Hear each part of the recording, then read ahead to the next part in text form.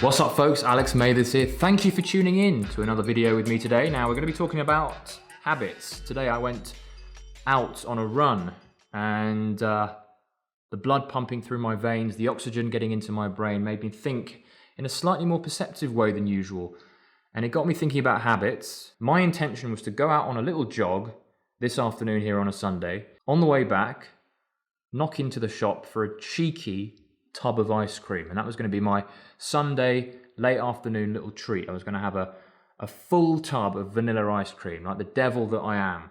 So I went out all excited, anticipating this ice cream on my run, and as I jogged through the rain here in Georgia, I came to my senses, and one realization hit me more than any other, which was that the feeling of regret that I'll have from eating that ice cream, the feeling of discomfort, the feeling of self-hate, the self-disrespect that I'm going to have for myself when I do eat that ice cream, knowing that I shouldn't really, knowing that I'm trying to avoid sugar, that is going to outweigh the sense of discomfort that I'm going to get when I deny myself that treat.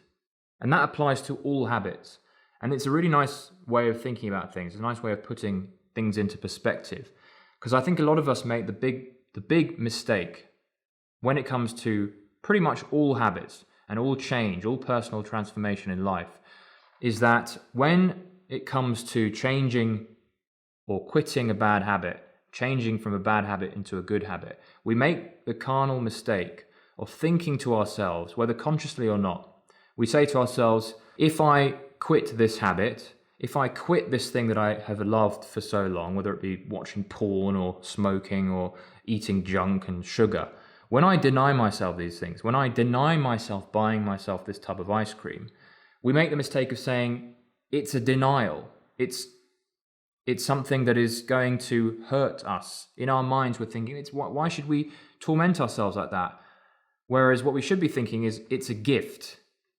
By denying ourselves something that we want, it's not a hardship to us, it's a gift to us. That is how you see things in a new frame, a new light. And this is what dawned on me today, is that by denying myself the ice cream, of course it hurt a little bit, and I had this itch inside that I wasn't going to be able to scratch with a nice cool tub of sugary ice cream. And of course my devil on my shoulder would say, well, why would you torment yourself like that? Why would you deny yourself such a pleasure? Well, of course, the angel on my shoulder would say, you're denying yourself the gift of not having ice cream. You're denying yourself the bliss that comes out of the calm from not being jacked up on sugar, the sense of lightness from not being weighed down by 12 scoops of ice cream in my stomach. So see habit change as a gift over a denial. That's really the core idea of what I'm trying to get to you. And that was the core idea of what helped me say no to the ice cream, to see it in the positive light, to see it so simple and so underappreciated when it comes to changing our habits. And this is something that you're going to have to do every time you want to do something that you know you shouldn't do. Just tell yourself this: it's not a denial. It is a denial, if you have it, of the gift you could give yourself. What is the gift? Be clear on what you're giving to yourself when you don't allow yourself this treat or this bad habit.